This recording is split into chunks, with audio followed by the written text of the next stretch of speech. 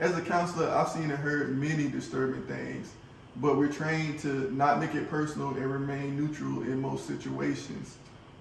I'm going to talk about the two most disturbing things that I've seen as a counselor, and I'm going to start with the first: poor parenting. Poor, subpar parenting is devastating to the community, and it seems like a lot of people had kids on a whim. A lot of people, I don't know why they had kids. They're not putting the energy, effort, money, resources into their kids. They're not even giving them attention, giving them structure, discipline, support. They're not doing any of that. And at the end of the day, kids can't raise themselves, right? We got a lot of destructive kids out here, misguided kids. And I'm going to tell you right now, yeah, they get to a certain age and they need to make better decisions, but it's not their fault. I see firsthand where some of these kids come from. They have no support, and there's devastation all around them, even to their living conditions. Like, I've been in some houses, and I know this house hasn't been cleaned in years. From the gunk in the corners, the filth, right? And it's not to put anybody down, but when you're going to sleep in there every night, inhaling toxins and just seeing all of that grit and grind, like, that does something to you mentally. That's not a good way to live. Like, people clean up, support your kids. Don't have kids if you don't want to do for them. If you don't want to put them first, if you don't want to take out the time, if you don't want to guide them, if you don't want to show them integrity, just don't have kids, prolong having kids, or wait till you're mature enough to have kids, because this isn't good, And I don't know the solution, because we can't just tell people to not have kids. But poor parenting, that is really devastating to the community. I've seen parents with so many kids, and I'm not knocking somebody, but I've seen parents with so many kids, and it's like they're barely doing anything for any of the kids. And you have 8 kids, but you don't even clean up. Right? You have 8 kids, but you don't even have a good source of income. Like, I don't get it. Like, it's poor parenting. It leaves the kids in jail. It leaves the kids being in the streets. Right? And I know things happen to people in their certain situations, but you always got to be looking to upgrade yourself and take responsibility for your situation. Like, we all done been in situations and put ourselves in bad situations, but it comes a point where you got to work your way out of it. Just doing counseling and being around some of these parents, I'm gonna give you the best example. And this lady, I don't know what was wrong with her, but long story short, she had a son. He had been shot on 2 different occasions. The second time he got shot, he was shot 5 times in one time. Kid, 15 years old. Done been shot 2 different times. A total of 6 bullets done been in him. He's showing me his wounds. It's bad, but he's still physically able to do everything. He just got a few little, deformities or whatever. Long story short, I'm in here, I'm working with this guy. We're doing career planning. I'm exposing him to personality tests. We doing all types of fun things. We done broke the ice. He's opening up to me. He's doing good. He's on top of his probation. Right? I done helped him transfer from the alternative school back to the regular public school. But every time I go to his house, his mom's kind of got an attitude with me, and the more he's opening up and be getting friendly with me and stuff. Like, he had a young mom who was about my age, even though he was 15. I'll say his mom might have been like early 30s, 32, 33. I can feel it. She'll come in there and get slick with him for no reason and look at me like daring me to say something or something. Like, it was just really strange energy till it got to a point where the contractor was calling and giving me, props just for doing this, that, and the third. The next time I was supposed to meet him, because I was meeting him twice a week. So I had to meet him twice that week, and I was about to meet him the beginning of the next week. Just when I was about to meet him that week, I'm calling and she not answering the phone. Then she turns around and tells the contractor I'm meeting them whenever I want to. I'm not taking her son serious. There's all types of lies where the contractor know that's a lie because I got everything documented. So they're not even sweating. I'm just like, why is this lady doing this? you know? So the contractor pretty much tell me, don't go over there because, you know, the lady seemed kind of wicked. Just do video counseling sessions. Do it virtually. Okay, fair enough. She would not answer her phone for 3 weeks in a row. 3 full weeks, about 6 counseling sessions. She didn't answer the phone so I could do a video with them. The 4th week when I called, because I was persistent, I kept calling. The 4th week when I called, she called and it almost sounded like she had a giggle to her voice. Like, and I'm like, hey, where's such and such? And she's like, oh, he violated probation, he back in jail. So I guess we won't be needing you no more. Click.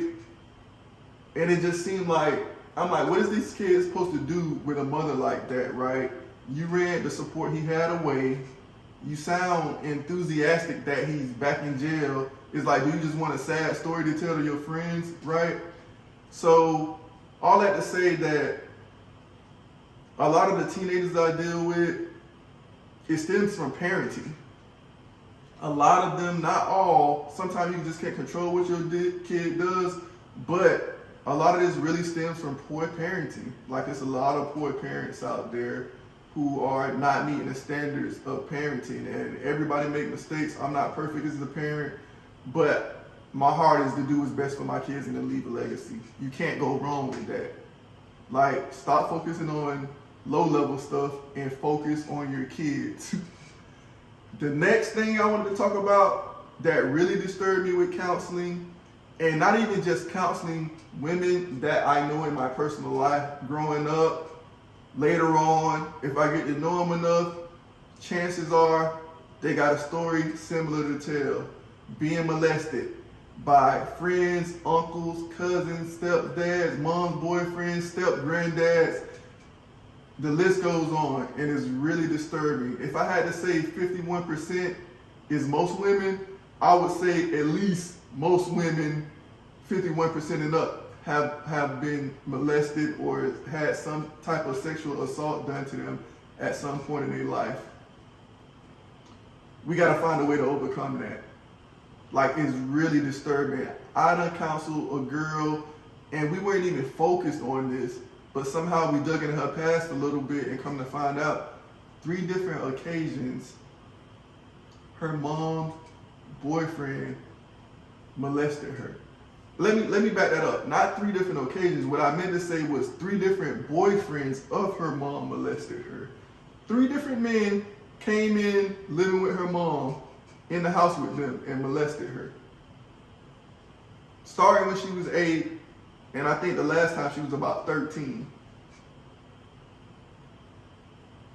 I've heard women say that their granddad, when I say step granddad, I mean like not the lineage that they come from, but maybe they grandma remarried. I heard a girl say when she was a kid, he would always put her on his lap, and you know, she would feel his thing get hard. And she's just a little girl. See, that's the importance of parents, biological parents, remaining cordial whenever possible. Because you want both parents in there, and you just want the most protection for your kids, because with your kids, just don't put it past nobody, don't trust nobody, right?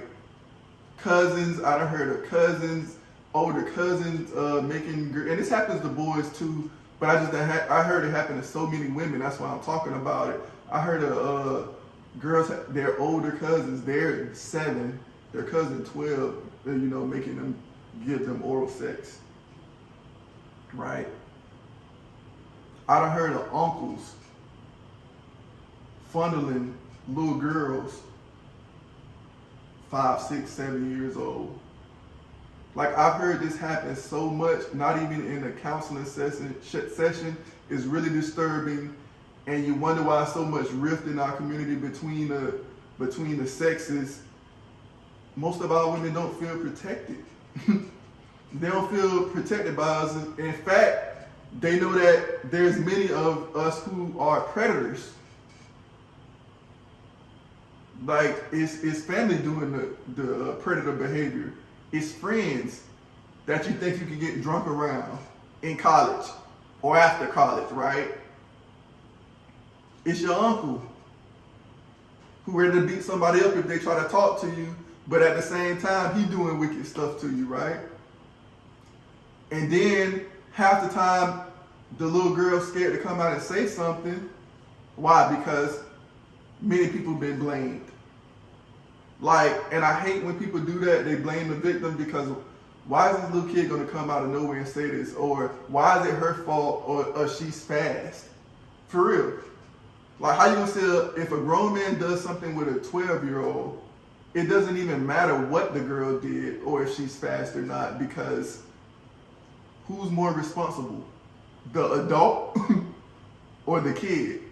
In every other situation, you're gonna get a responsibility to the adult, right? But it's because a lot of people, you know, they don't want that confrontation. So they rather brush it under the rug and write it off, or maybe the kid imagines something. It's like, no. I've heard this with grown-ups too. A guy's cousin hanging out with his baby's mom, right? Turns out they get intimate. She said that he forced himself. She was out drunk, right? But instead of confronting his cousin, like, yo, why you really even hanging out with my baby mom like that? Or you raped her, getting the police involved, is like, oh, she wanted it. Now somebody blatantly tell you, like, I'm passed out, I'm drunk, and I wake up and, you know, but that's the weakness of a lot of men. Instead of confronting the real issue, they rather blame the victim, right? That can't go on in our community. We can't blame the kids. We can't not protect the little girls because it's very damaging to the community and there's no excuse for it. So let's just up our parenting game and protect our children. Peace. Y'all have a good one.